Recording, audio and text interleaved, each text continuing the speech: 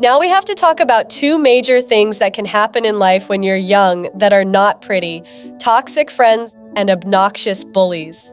We've been there, but you can use a secret superpower that everyone has to make a positive difference in your life. You don't have to wait until you're older to change your world. You can literally do it right after you listen to this episode.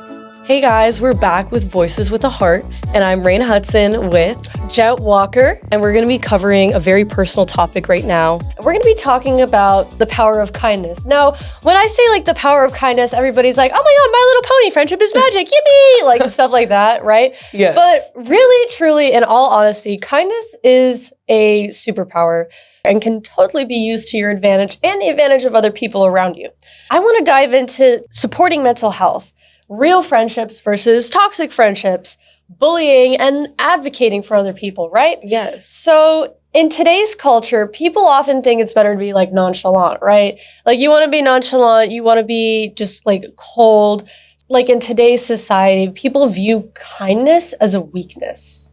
I think a lot of people take away the kindness as a good thing, because I think that kindness is a really great thing, but a lot of people think, oh, maybe if you're kind, you're weak.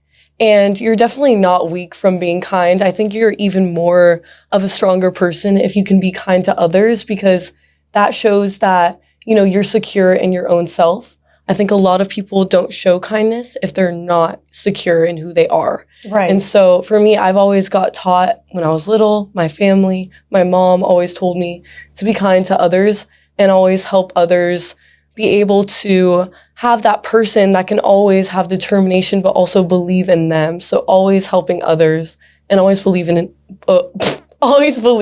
other people. For sure. Yes. For sure. I think part of that kindness is weakness thing is that people who are really kind, sometimes other people take advantage of that, you know? Yes. Like, let's say you're stuck somewhere and you're like, oh my gosh, my car broke down. I don't have any gas. Like, what do I do? Someone calls you up, like you call up someone you know, and then they're like, oh, I could give you like $20. Like, I'll Zelle you right now to get some gas. And you're like, oh my gosh, thank you. And then that person keeps going back, hey, can you give me $20 for this, $20 for this? Yes. And then they keep giving and giving and giving, but they're not getting anything in return. So the key to balancing that kindness, it's a word called reciprocity. That means that what you do to other people, they do back to you, right? Yes. So it's not like you're keeping tabs on the good deeds that are done within a friendship, as long as it kind of equals out, like this person puts effort into you and it's matching the effort that, you know, it's going back and forth. Exactly, because you kind of want it to be equal. You want it to be, you know, healthy, not just you doing something for other people, but also having that in return with your friends or your family or anybody that you have around. Absolutely. And it doesn't even have to be in just like favors and whatnot. It's about energy, like matching someone's energy. Like you want to be like on the same page as them emotionally, energetically. And it's always nice when you can tell when you're operating on that wavelength. And I definitely think kindness plays into that. Exactly. Now, on the same like vein of like friendships, how can you like spot a toxic friendship? How do you know when a friendship is toxic? I think it definitely is not easy because especially when you're younger or you're a teen, you're always thinking maybe I'm wrong. Maybe I'm the person that's making this friendship not work. But I think really figuring out what that person is doing for you and that person making you feel a certain way, or is somebody making you feel more down, or if they're hurting you. I think just finding different ways to look at it.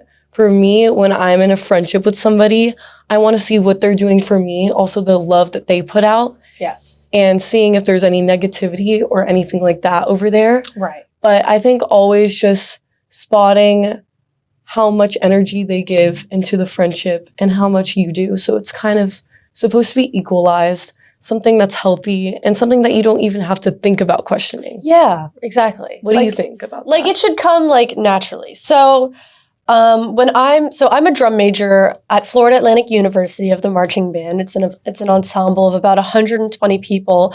So, you know, sometimes things come up like two members get into an argument or disagreement about something, and it's all about keeping the peace and making sure everyone's opinion is respected, right? Because everybody has an opinion. Right. Everybody's opinion is not correct. There are going to be a lot of different opinions, and obviously not all of them are going to be correct. However, it's important to make sure that everybody feels seen and heard when it comes to certain issues that come up.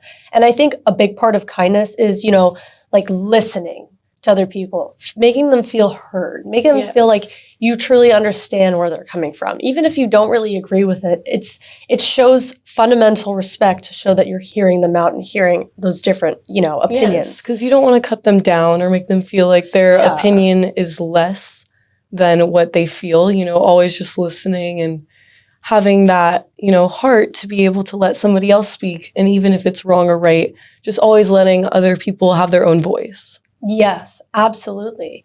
And, you do have to advocate for certain things. Someone may disagree with what someone in the leadership team has to say, even though that's coming from a good place and it's for the whole benefit of the whole ensemble. Have you ever had to, stand up for yourself or for a friend in that sense? I definitely have.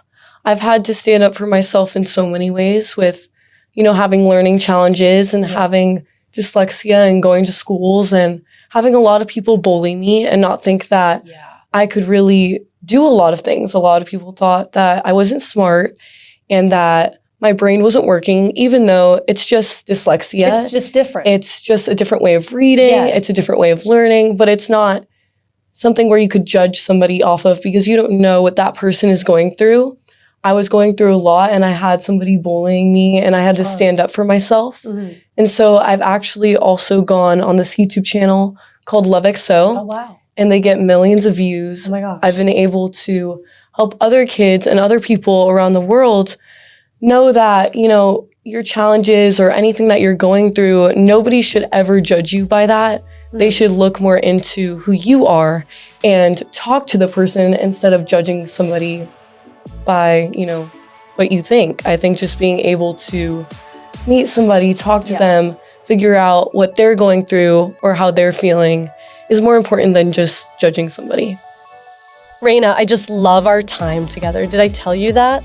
Oh, thank you. Me too. It means a lot to me, and I hope our listener gets as much out of it as I do. I can't wait to do this again. I'm Jet Walker. And I'm Raina Hudson. And this is Voices with a Heart.